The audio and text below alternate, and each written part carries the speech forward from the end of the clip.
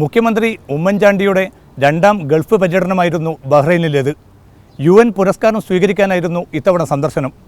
ആ വിവാദ യാത്രയെക്കുറിച്ചാണ് ഇനി.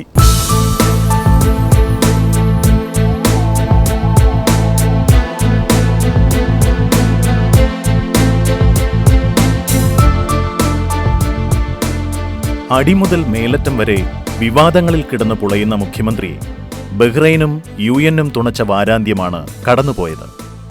പാളയത്തിലെ പടയും സരിതോർജവും മുഖ്യമന്ത്രിയുടെ ഓഫീസ് കേന്ദ്രമാക്കിയുള്ള പുതിയ വിവാദങ്ങളും മുന്നണിക്കകത്തെ ഉരുൾപൊട്ടലും മൂലം എല്ലാം പരിധിക്ക് പുറത്തായ സമയത്തായിരുന്നു മുഖ്യമന്ത്രിയുടെ ഗൾഫ് സന്ദർശനം. എന്തായാലും പരദേശികൾ ആഹ്ലാദത്തിലാണ്. 2 മാസത്തിനുള്ളിൽ ഇത് 2ാം തവണയാണ് ഉമ്മൻചാണ്ടിയുടെ ഗൾഫ് പര്യടനം.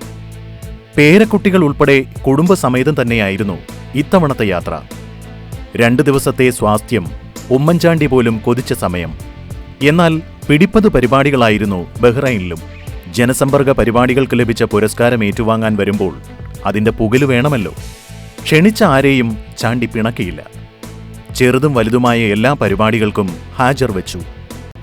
ബഹ്റൈൻ കേരളീയ സമാജം ഒരുക്കിയ ചടങ്ങിലേക്ക് പോലും മന്ത്രിമാരെത്തി. ജമീൽ ഹുമൈദാനും സമീറ റജബുമാണ് ചടങ്ങിൽ സംബന്ധിച്ചത്. ബഹ്റൈൻ ജയിലുകളിൽ കഴിയുന്ന മലയാളികളുടെ മോചനവുമായി ബന്ധപ്പെട്ട കാര്യങ്ങൾ അധികൃതരുടെ ശ്രദ്ധയിൽപ്പെടുത്താൻ മുഖ്യമന്ത്രി താൽപ്പര്യമെടുത്തു. ഇനി തുടർ നടപടികൾ ഇക്കാര്യത്തിലുണ്ടാവണം. അഴിമതി തടയലും പൊതുസേവനവും മുൻനിർത്തിയുള്ള വിഭാഗത്തിലാണ് ഇന്ത്യക്ക് വേണ്ടി മുഖ്യമന്ത്രി അവാർഡ് സ്വീകരിച്ചത്. 40ഓളം രാജ്യങ്ങളുടെ പ്രതിനിധികളാണ് ഇങ്ങനെ പുരസ്കാരം ഏറ്റുവാങ്ങിയത്.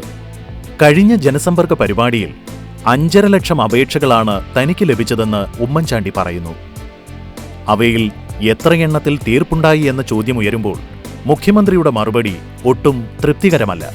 20 കിലോ നിവേദനങ്ങൾ ഷാർജയിൽ നിന്ന് മുഖ്യമന്ത്രി കൊണ്ടുപോയിരുന്നു. നൽകിയ വാഗ്ദാനമൊന്നും പുലർന്നു കണ്ടില്ലെന്നാണ് നിവേദകർ പരാതിപ്പെടുന്നത്.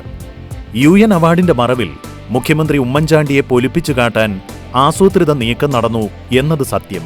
പത്രമാധ്യമങ്ങളിൽ പരസ്യം പൊടിപൊടിച്ചു. ഓരോ മലയാളിക്കും അഭിമാനിക്കാം, മുഖ്യമന്ത്രി ഉമ്മൻചാണ്ടിക്ക് പൊതുജന സേവനത്തിനുള്ള ഐക്യരാഷ്ട്ര സംഘടനയുടെ അവാർഡ് എന്ന വാചകമായിരുന്നു പരസ്യത്തിൽ. ഇത് എത്ര കണ്ട് സത്യസന്ധമാണ് എന്നൊന്നും ചോദിക്കരുത്. ബാൻ കി മൂൺ അവാർഡ് സമ്മാനിക്കുന്നു എന്ന പരസ്യവാചകം പോലും കള്ളമായിരുന്നില്ലേ? അവാർഡ് ഉമ്മൻചാണ്ടി എന്ന വ്യക്തിക്കല്ല, പൊതുസേവന രംഗത്തെ അഴിമതി തടയുകയും അതിനെതിരെ പൊരുതുകയും ചെയ്തതിനാണ്. ഉത്തർപ്രദേശ്, ഡൽഹി, ഗുജറാത്ത്, നാഗാലാൻഡ്, ആന്ധ്ര എന്നീ സംസ്ഥാനങ്ങൾക്കായിരുന്നു മുമ്പ് ഈ പുരസ്കാരം. UAE സന്ദർശനം പോലെ ബഹ്റൈനിലും ഭരണകൂടവുമായുള്ള ഇഴയടുപ്പം കൂട്ടാൻ ഈ സന്ദർശനം ഉപകരിച്ചു. അതുകൊണ്ട് പരദേശികൾ പറയുന്നു, തൽക്കാലം ഉമ്മൻചാണ്ടിക്ക് തന്നെ കിടക്കട്ടെ ഈ പുരസ്കാരമെന്ന്.